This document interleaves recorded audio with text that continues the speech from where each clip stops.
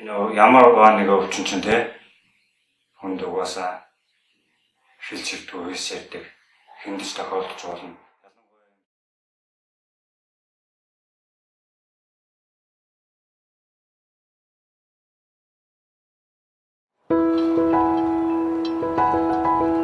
Сүрээ эдгэрдэг өвчин.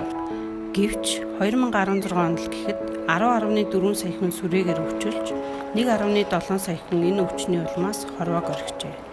2016 онд хийгдсэн Монгол улсын хүн амын дундах сүрээгийн тархалтын судалгаа нь Монгол улс дахь сүрээгийн тархалт Дэлхийн эрүүл мэндийн байгууллагын тооцоолоос 3 дахин өндөр байгаа болон олон эмийн тасалтай сүрээгийн тохиолдол нэмэгдэж байгааг тогтоожээ. Хэдийгээр Монгол улсад дөнгөж төрсөн нэрийг 24-өөс 48 цагийн дотор сүрээгийн үржилсэн сэргийлэх тарилгад хамруулдагч 3 сая хүнтэй манай орны хувьд сүрээгийн өвчлөл 100 мянган хүнд 600 орчим. Сүрээгийн шалтгаанд нас баралт 100 мянган хүнд 22 байна. Жил бүр сүрээгийн 4000 гаруй шинэ тохиолдолд бүртгэгдэж байгаагийн 58.6% нь нийслэл Улаанбаатар хотод, 39.7% нь аймагуудад тохиолдож байна.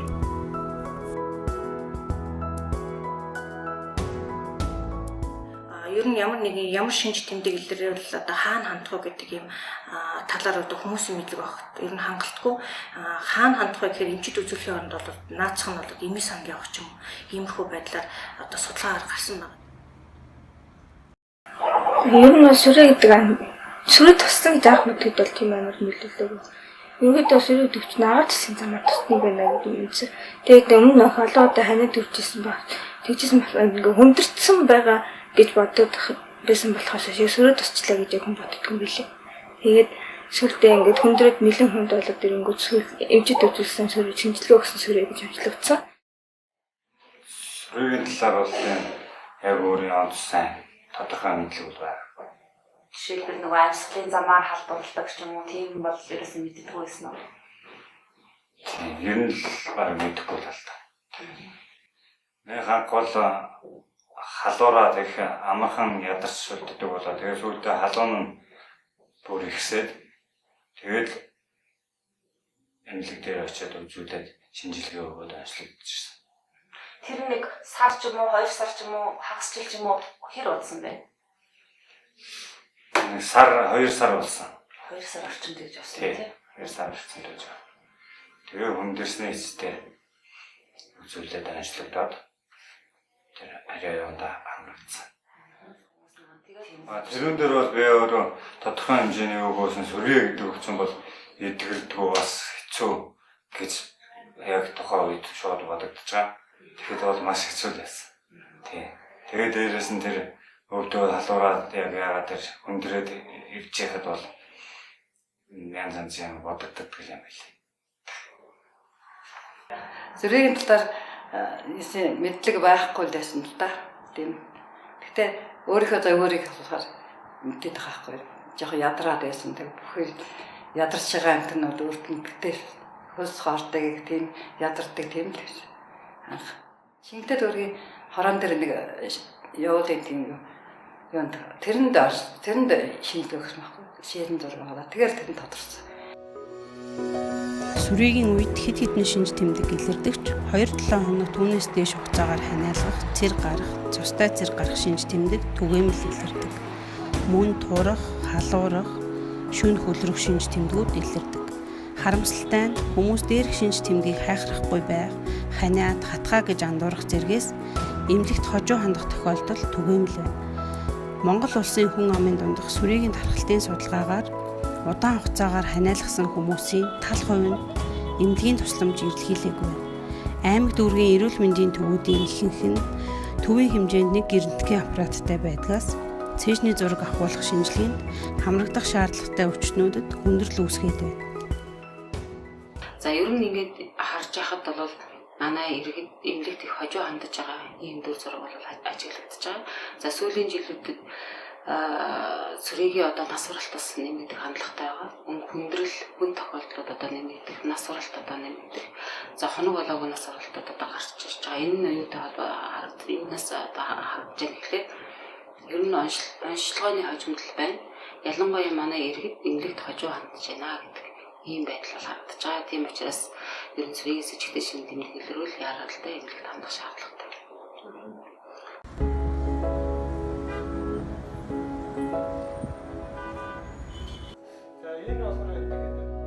Сүрэтэ гэдэг нь онцлогдсон тохиолдолд өвчтөн сүрээгийн диспансер өрхийн эмнэлэг дээр өдөр бүр ирж эмээ уух эсвэл Монголын сүрэтэ тэмцэх нийгэмлэгийн сайн дурын ажилтны хяналт нь өдөр бүр гэртээ эмээг хөрвүүлэн өв хоолтой эмчилгээнд хамрагдах гэсэн эмчилгээний хэлбэрүүдээс сонгон эмчилгээнд хамрагддаг. Олон нийт суурилсан дооцох хөтөлбөр нь 400 орчим сайн дурын ажилтан бүхий сүлжээгээр дамжуулан орон даяар хэрэгждэг. Сайн дурын ажилт нь сүрээгийн диспансераас өвчтний эмээг авч өдөр бүр гэрт нь хүргэж өгдөг. 2003 оноос хойш бол глобалсын дэмжлэгтэй төслийг хэрэгжүүлсэн. За энэ төслийн хүрээнд бол эрүүл мэндийн сайн дурын ажилтнуудыг сонгож аваад сургалтаар бэлтгээд ажиллаулдаг. За энэ эрүүл мэндийн сайн дурын ажилтнууд маань олон нийтийн дундаа сонгогдсон. За тэгээд эмнэлгийн бус мэргэжлийн хүмүүс байгаа. За энэ хүмүүс маань сүрэтэ өвчтний эмчилгээг гардаг хийдэг. За энэ хүмүүс сүрэтэ өвчтний эмээг гэрт нь хүргэж өгнө. Харж болгоно, хяналтаа хийж байгаа. За мөн түүнээс гадна хоолтой эмчилгээнд сүрэтэ өвчтнүүдийг хамруулдаг. Тэдний эмчилгээг хяналтаа хийж байгаа энэ үйл ажиллагаа хэрэгжүүл гол үйл ажиллагаа маань байгаа. За мөн түүнээс гадна сүрээгийн талаарх хүн амын мэдлэг мэдээллийг дэвшлүүлэх чиглэлээр сургалт сурчлагаа явуулах, мэдээлэл сургалт сурчлагын материал боловсруулж гаргаж тараах тийм олон үйл ажиллагаануудыг бас хэрэгжүүлдэг байгаа. Олон нийт суурилсан шууд хяналттай богино хугацааны эмчилгээний амжилт улсын дунджаас өндөр буюу тогтмол 90% байдаг. 2015 оны байдлаар улсын дундаж эмчилгээний амжилт 84.2% байсан бол олон нийт суурилсан эмчилгээний амжилт 97% байсан байна. За эрүүл мэндийн сайн дурын ажилтан гэдэг бол ер нь хүмүүсийн эрүүл мэндийн төлөө ялангуяа манай энэ сүрэтгээр өвчлсөн өвчтөнд бол гэрээр нэм зөөж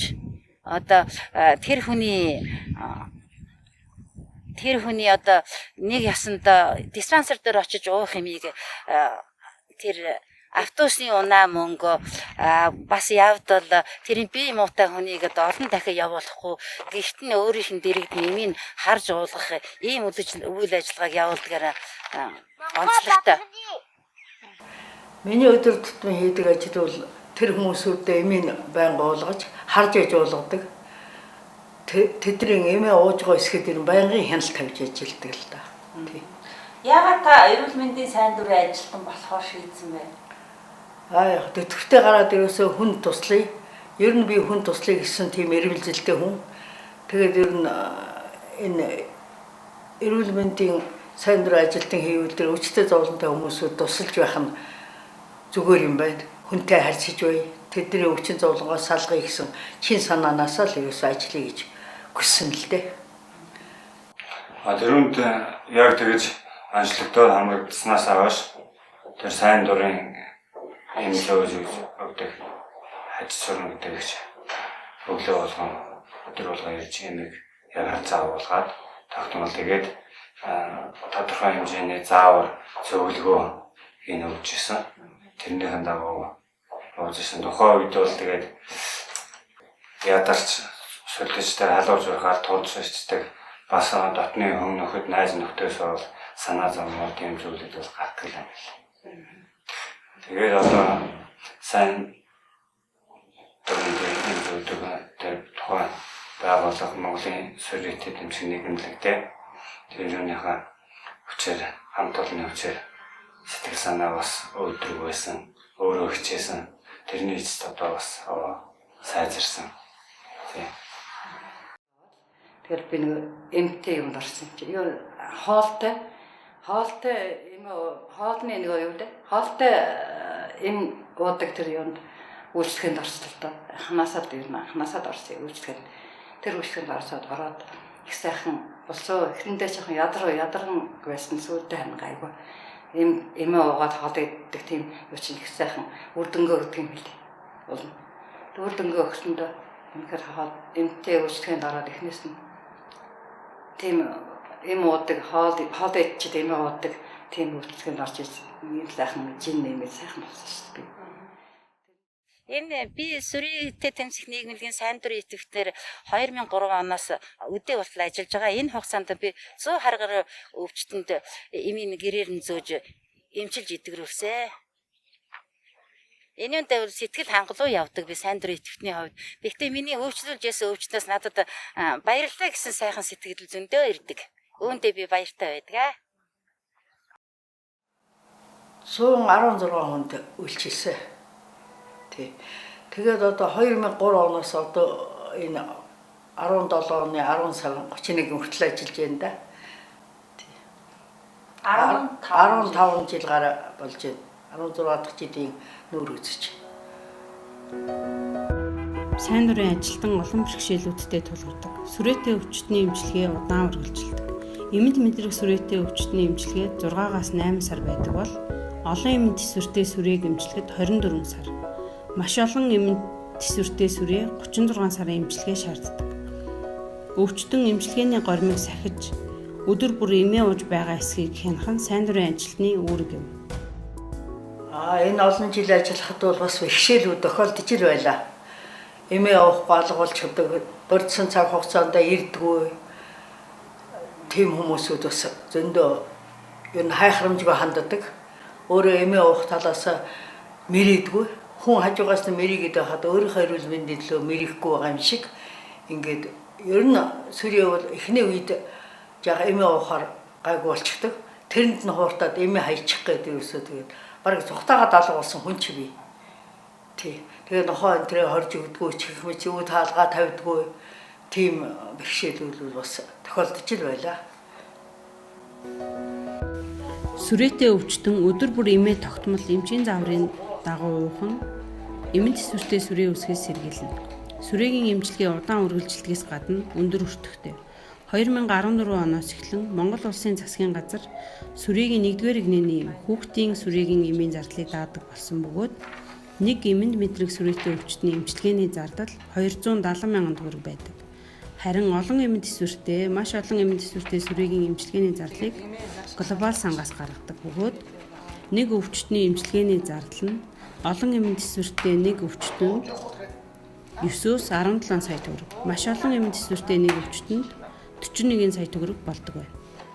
Харамсалтай нь Монгол улсад олон эмэнд тэсвэртэй сүрээгийн тохиолдол нэмэгдэж байна. 2016 онд хийгдсэн сүрээгийн эмэнд тэсвэрчлэлтийн үндэсний таналт судалгаагаар шинэ тохиолдлын доторх олон эмэнд тэсвэртэй сүрээгийн тохиолдол 2007 онд хийгдсэн өмнөх судалгаатай харьцуулахад 3.8 дахин өссөн буюу 5.3% байна. За мөн сая 2016 онд өнгөрсөн 2016 онд эмийн тэсвэртэй сүрээгийн тархалт Монгол улсын хэмжээнд ямар байна гэдэг судалгаа болоос хийдусаад одоо бид тайлангаа хүлээлгэж өгч байна. За энэгээр бол анхдагч эмийн тэсвэртэй сүрээгийн ялангуяа олон эмийн тэсвэртэй сүрээгийн тархалт бол өмнөх хоёр удаа судалгаанаас бол нэлээд их нэмэгдсэн ийм одоо нөхцөл байдал харагдаж байгаа. Тэгэхээр ер нь Монгол улсын хүн амын дотор сүрээгийн одоо тархал ялангуяа халдвартай хэлбэрийн сүрээгийн тархал мөн эмийн тэсвэртэй сүрээгийн тархалт бол нэмэгдэж байгаа ийм төр зур харагдаж байгаа. Энэ бол өнөөгийн Монгол улсын одоо нөхцөл байдалд бол нэлээд таагүй үр дүн гарч байна гэсэн ер нь их анхаарал хандуулах шаардлага бий болжээ гэсэн ийм байдал харагдаж байгаа. За миний хувьд бол яг одоо практикт ажиллаж байгаа хүмүүстэй нэг анхаарах асуудал бол манай нэгэн сүрээтэй гэдэг ингээ онцлогдсон одоо өвчтнүүд маань эмчилгээний төгс хийх дээр их анхаарах шаардлагатай байна. Яагаад тэгэхээр сүүлийн жилүүдэд энэ эмийн тэсвэртэй сүрээ ихсээд шүү дээ. Олон эмийн тэсвэртэй сүрээ яагаад ихсээд байгаа гэхээр өвчтөн эмчилгээ тасалж байгаатай холбоотой. Эмээ бүрэн дөр уухгүй байгаатай холбоотойгоор л энэ асуудал үүсэж байгаа. Тийм учраас өвчтөн түүний арга гэр бүл найз нөхөд бол хэрэг хин нэг нь одоо сүрээгээр өвчлөх юм бол тэр хүний бүтэн 6 сар за зарим тохиолдолд бүр 24 сар эмчилгээт дэмжлэг үзүүлэх өдөр болгон одоо эмээ уух эмчилгээгээ одоо таслахгүй байхтай их анхаарах хэрэгтэй. Хэрвээ эмчилгээгээ одоо таслахгүй бүрэн дөрөн хийлгэж чадвал бүрэн эдгэрнэ. Эдгэрсэн тохиолдолд таавал гэр бүл үр хүүхэд найз нөхдөд халбараас хамгаалж чадна. Тэр нь цаашдаа нийгэм талбар тарахаас урдсан зэрэг илгээж холбогдолтой.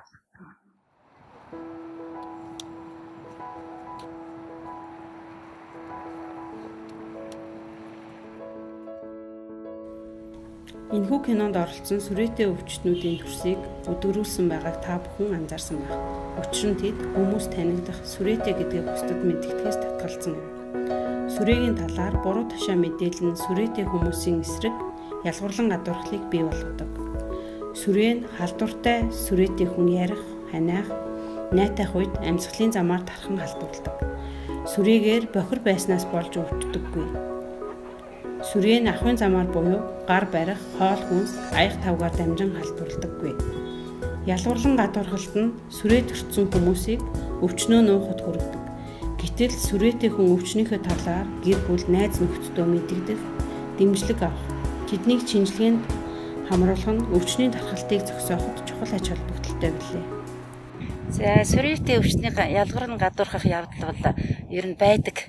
За энэ нь бол яагаад вэ гэхдээ зэрэг сүрээ өвчин бол нэг халдвартай өвчин учраас түүнийгийн одоо гэр орныхондоо ч юм өөрсөндөө ер нь халдчихна гэж хүмүүс гэр орныхнаа хэн нэгийг өвчлөхэд бол тийм хандлага зөндөө гардаг.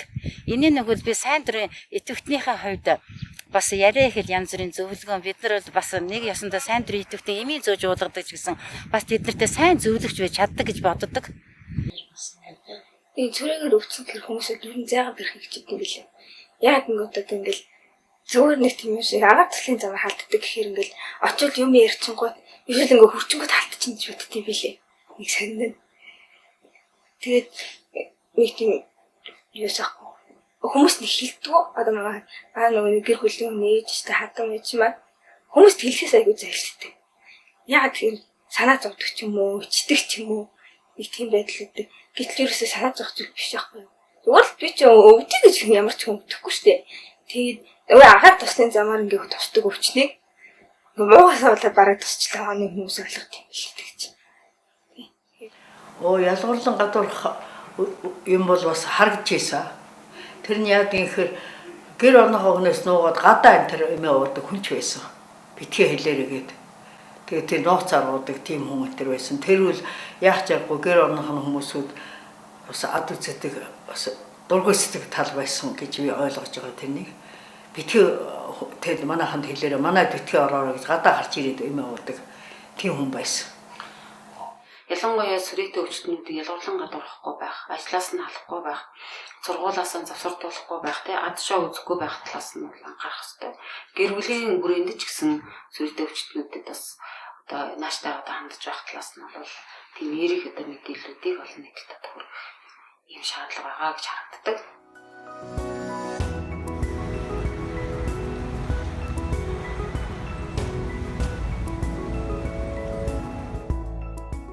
Одоо яг сүрээгийн өвчлөлийг ер нь багасгах, ялангуяа халдвартай сүрээгийн багасгалаас одоо дээр дооргүй л анхаарах хэрэгтэй байна. Тэгээ хүмүүсүүд бас өөрсдөө ер нь энэ эрүүл мэндийн мэдлэг тэрэ сайжруулах хэрэгтэй. Тий. Хүн өөрийгөө л ер нь хүний эмнэлгийн гарт ерөөсөө бүх юунууд байгаа гэж үзэхэд хэцүү. 90% нь хүний өөрт нь эрүүл мэндийнх нь асуудал байна гэдгийг иргэн бүгд л ойлгодог байвал их сайн. Тэгээд сүрээ бол халдвартай өвч учраас гадуур одоо цэр нусаа хаяхгүй болол хүнд халдаачихгүй тийм байх талаас их анхаарах хэрэгтэй юм да хүмүүсүүд. Нэрүүл ахуйн тухай хуульд гудамж талбай, нийтийн эзэмшлийн болон үйлчлэгээний газар, орон сууцны орчныг нус шүүлс цэрээр бохирдуулахыг хориглосон заалт байдаг ч хуулийн энэхүү заалт нь хэрэгжихгүй байна. Сүрээгийн тусламж үйлчилгээг одоо үр дүнтэй хэрэгжүүлэхэд бол зөвхөн эмч эмнэлгийн ажилтан бусмын бусад төрийн байгууллагууд бас олон нийт одоо оролцох нь одоо чухал. Олон нийтийн одоо энэ оролцоог бол улам хөгжүүлж явуулах нь зүйтэй. Хэдийгээр сүрээ халдварт өвчин ч гэсэн ер нь эрт онцлогдоод бүрэн төгс эмчилгээгээ яг эмчийн заасан гормын дагуу хийх юм бол эдгэрдэг өвчин. Эдгэрэлт бол одоо 90-тэй шунд бол эдгэрч ирүүлждэг юм одоо өвчин байна. Тэгэхээр халдвартай хэлбэрийн сүрээтэй өвчтөн ер нь 2-7 хоног одоо буюу 14 хоног. За ер нь 21 хоног эмээ өдөр болго тасралтгүй байхад орчиндөө халдвар тараах эрсдэл маш бага болдог. Ер нь тэгээ нэг сар болоход эмээ ууснаас хойш нэг сар болоход бол орчиндөө халдвар болно гэдэг үздэг. Тийм учраас манай иргэд сүрийн онцлогдсон тохиолдолд одоо сэтгэлээр унахгүй байх, готрохгүй байх, эмчийн, сувилагчийн, эрүүл мэндийн ажилтны заасны дагуу эмээ өдөр болгон тууштай тогтмол ууснараа бол бүрэн идэх боломжтой.